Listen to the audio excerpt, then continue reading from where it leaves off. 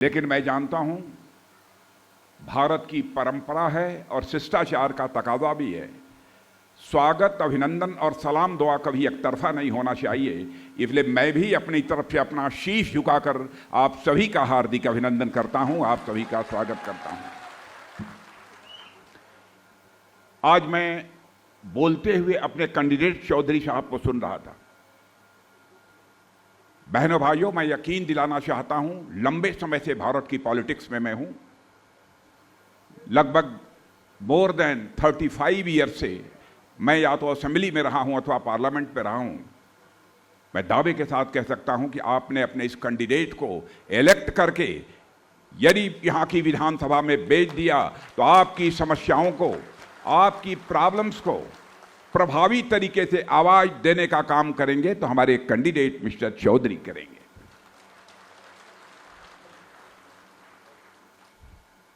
आज हमारे सिख समाज के बहुत सारे भाइयों ने भारतीय जनता पार्टी ज्वाइन की है।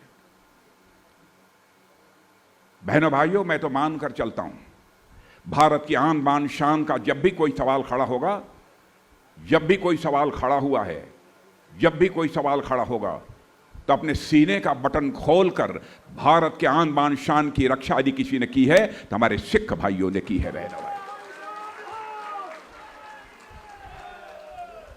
और मैं कहना चाहता हूं, इंडियन कल्चर को, भारत की संस्कृति को बचाने में जो उनका बहुत बड़ा योगदान है, कितने लोग कुर्बान हो गए, उस सिख समाज के कंट्रीब्यूशन को यह देश कभी भूल नहीं सकता है। अब बैठ जाओ चौधरी साहब, कोई बात नहीं, बैठ जाओ, बैठिए बैठिए, कोई बात नहीं, अब बैठिए बैठिए, जनता जिता रही है आपको।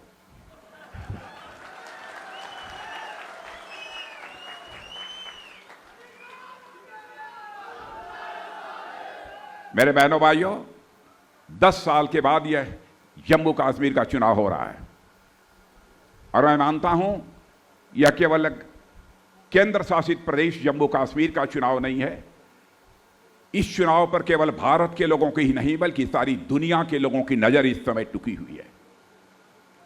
लोकसभा चुनाव में 30 वर्षों के बाद पहला यह अवसर रहा है जब मोर देन 58% की वोटिंग इस जम्मू कश्मीर की धरती पर हुई है।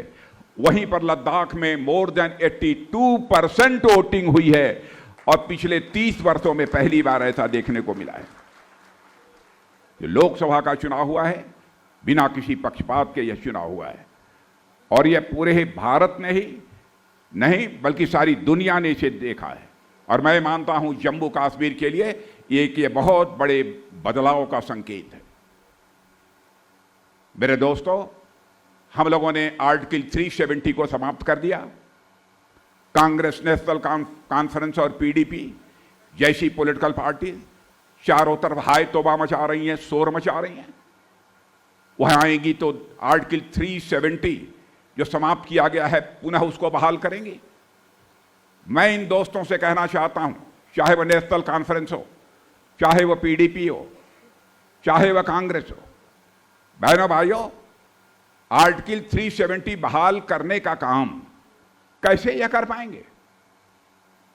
जिसकी सेंटर में गवर्नमेंट होती है वही आर्टिकल 370 बहाल कर सकता है। बहनों भाइयों, यह आपकी आंखों में धूल झोंक कर आपको गुमराह करके आपका समर्थन हासिल करना चाहते हैं। और मेरा यह मानना है, सच्ची राजनीति और अच्छी राजनीति वही है जो जनता की आंखों में धूल झोंक कर न की जाए बल्कि जनता की नजरों में नजर मिलाकर राजनीति की जाए, वही अच्छी राजनीति होती है। बहनों भाइयों, मैं अपनी बात कहना चाहता हूं, अपनी पार्टी की बात कहना चाहता हूं। हम धारा 370 किसी भी सूरत में बहाल नहीं होने देंगे, मैं आपको यकीन दिलाना चाहता हूं। हम नजरें छुपाकर राजनीति करने वाले लोग नहीं हैं, हम नजरों से नजर मिलाकर राजनीति करने वाले लोग हैं। कितने लोगों को तबाह कर दिया धारा 370 ने। यहां पर आतंकवादियों ने जितने लोगों को मारा है मेरे बहनों भाइयों, उसमें मोर देन 80% यदि मारे गए हैं तो हमारे मुस्लिम भाई बहन मारे गए। उसके बाद भी आर्टिकल 370 को फिर से बहाल करने की बात करते हैं। क्या यह कांग्रेस, नेशनल कॉन्फ्रेंस के लोग चाहते हैं कि फिर से वैसे ही हालात पैदा हो जाए? यहां पर रोज सैकड़ों लोगों की जानें जाएं। बहनों भाइयों, कोई इसे बर्दाश्त कर ले, लेकिन भारतीय जनता पार्टी इसे किसी भी सूरत में बर्दाश्त नहीं करेगी।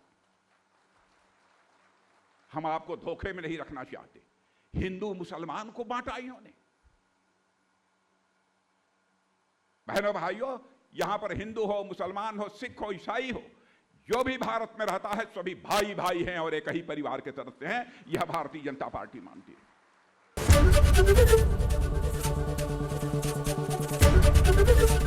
एबीपी गंगा, खबर आपकी, जुबान आपकी।